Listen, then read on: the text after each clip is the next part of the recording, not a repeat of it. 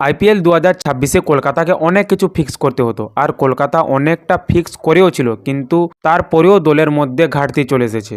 Kolkata 2024-এর champion দল, আর 2025-এ একদম তার 20%ও করতে পারেনি, যার কারণে কলকাতা 2026-এ পুরো দলটাকে একটা নতুন একটা শক্তিশালী দল তৈরি করার জন্য চেষ্টা করছিল, আর সেটা অনেকটা সফলও হয়েছিল।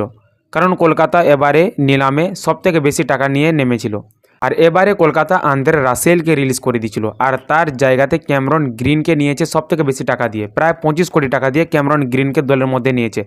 আর সেই ক্যামেরন গ্রিন এখন আউট অফ ফর্ম চলছে।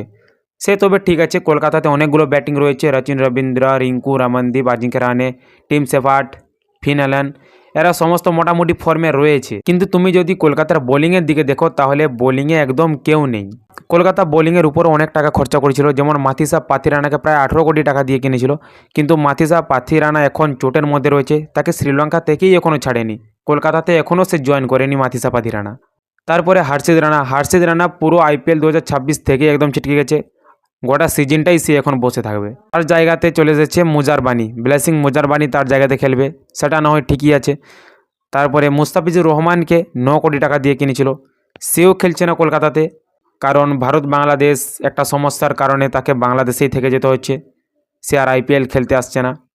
আর কলকাতার আকাশদীপ যে রয়েছে, সে এখন চোটের মধ্যে, সেও যে আইপিএল 2026 পুরোটা সে খেলবে কি খেলবে না সেটাও এখনও কেউ বলে উঠতে পারছে না। কলকাতার পেস বোলারের দিকে যদি দেখি, তাহলে এই বোলারগুলোই খেলবে, উমরান মালিক, কার্তিক ত্যাগী, বৈভব আরোরা, মুজারবানি, এরাই এখন পারফর্ম করবে। আর এরা এখন কিভাবে পারফরমেন্স দেয় সেটাই এখন দেখার পালা। তাই এখন সবাই বলছে যে কলকাতা নিলামের পর যতটা না শক্তিশালী হয়েছিল, এখন অনেকটা ঢিলে হয়ে গেছে কলকাতার প্রথম ম্যাচ মুম্বাইয়ের সাথে রয়েছে, আর কলকাতা যদি প্রথম থেকে যদি ভালো শুরুয়াত না করতে পারে, তাহলে সিজনটাই খারাপ হয়ে যাবে তাদের।